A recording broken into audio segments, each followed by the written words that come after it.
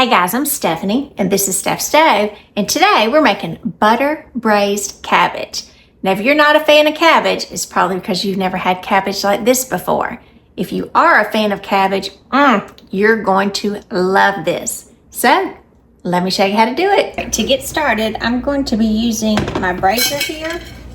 Lid off that. We will need it with a lid. If you don't have one of these, you can use kind of a medium-sized pot, but you want it of some size. And the first thing we're going to do is going to take some butter, because obviously this is butter braised cabbage, and I'm going to take about 3 tablespoons of butter and add it to the bottom of my braising pan. And I'm going to put this on kind of close to medium low, about a 3, because I want that to melt while I'm preparing the cabbage. So while this is melting, I'm going to move over to the side and prepare the cabbage. While our butter is melting, I went ahead and I washed off my cabbage, and this is just a medium head of cabbage. I had it draining in my colander here, and then we're just going to chop this up. Now I'm going to take off just the end of this root, just to be a little more even. We'll flatten it down. You can do this, you can shred it if you want to. A lot of people like to shred it. I think it's a little too fine and it turns out more like coleslaw, and that's not what I'm going for here, but I do want some small chunks. So this is a tight head of cabbage, which is what you want. And again, if you had a larger head of cabbage, you may want to cut it in half. All right, and what I'm going to do is I'm just going to cut this in small sections like this, about little pieces like that, and then I'm going to chop them again. If you have some of the leaves that are a little bit softer, that are coming off the edge, you may want to discard those. But again, we don't want big pieces in here that are extremely large. So the end of that root kind of helped hold some of that together. And then on these pieces, I'm going to just chop these again. Again, I want them rather small as they're going in. So I can have pieces like that. I'll throw these back in my colander and go ahead and finish chopping the rest of this up while our butter is melting. And then we'll get ready to start putting it together. All right, now I've got all of my cabbage cut up, and almost, except for that, our butter is completely melted. It doesn't have to be completely. Like I said, if you have a little bit, it is perfect to go ahead. We're going to take all of this cabbage. This is why a big container definitely comes in handy. I do like the braising pot for this. Ooh, I might eat that. It's kind of crunchy. That one too. I like those. Sorry, I digress. Because it's nice that it can kind of spread out, and it can, most of it will get some good surface area to cook in. Got some bigger pieces. Go ahead and break them in 2. They're like the piece that I put to the side that look like a good little snack. You can definitely get those. Let's break these apart. And now we'll break this into, again, because again, I want them in smaller pieces in here. All right, now we're going to turn our heat. Remember, it's about on, I'd say about 4. I'm going to put it on about 3 because I don't want it up too high at this point. And I'm going to come and I'm going to take my lid and I'm going to put it on here. And this is going to cook for 10 minutes covered in that wonderful butter. And then we'll be back to work on it some more.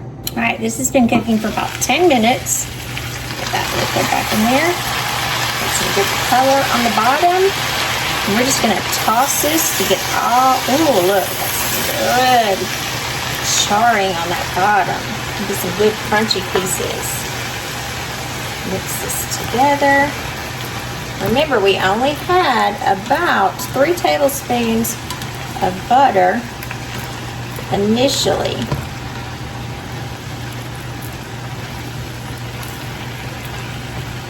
Toss this really well. And like I said, there may be a few pieces on the bottom that get brown like that, but that's okay. To me, those are just little good pieces.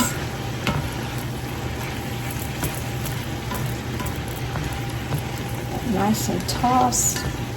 All of that butter coated.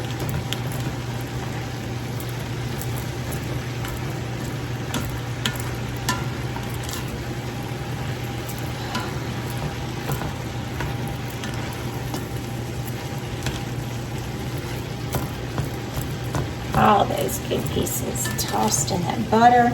Just make sure you get everything coated.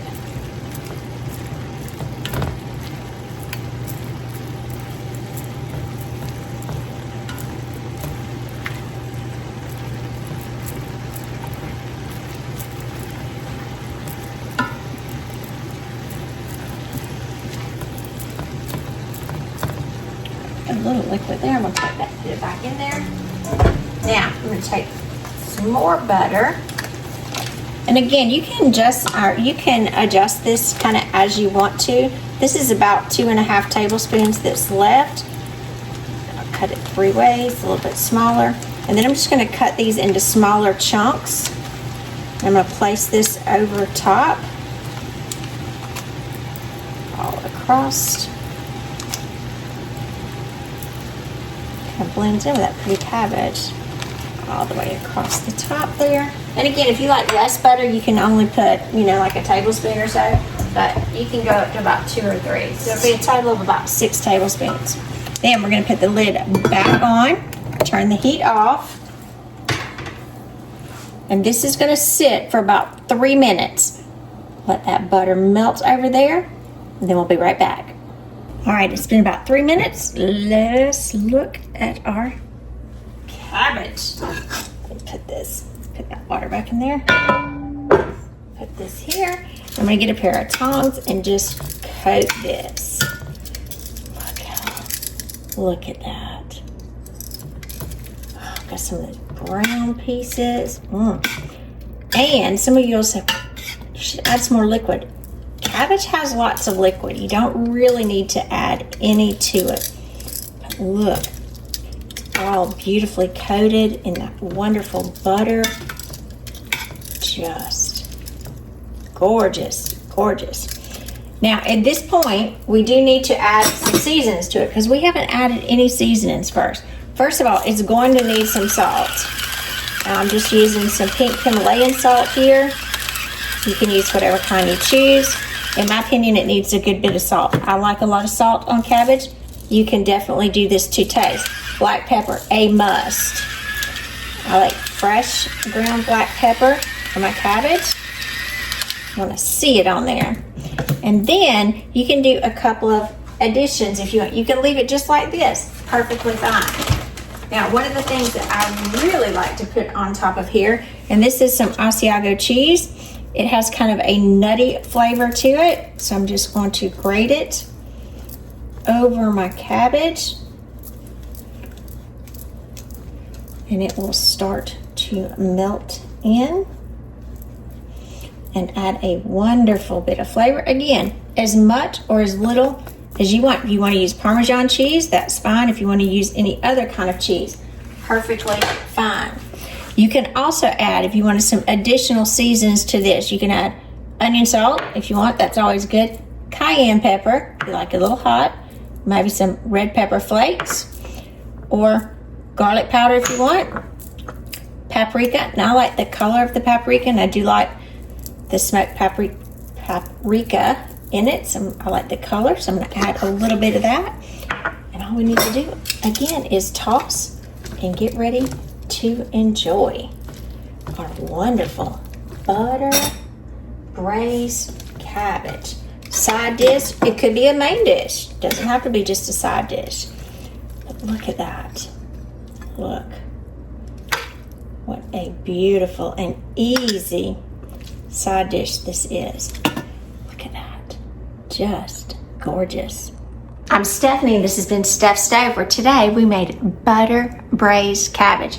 Couldn't be a recipe any easier than this, but it is so good. It's budget friendly. Look at that. And I put some more cheese on mine because I love the cheese. So if you have a chance, that Asiago cheese, that nutty flavor, it just brings the cabbage up a whole nother level. Look at that. Is that not pretty? That cheese just melts in. You get a little bit of the brown from the bottom.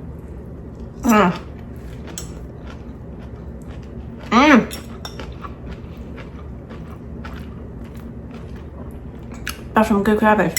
So easy. It's almost like it cooks itself. It's a very inexpensive side dish. Super easy.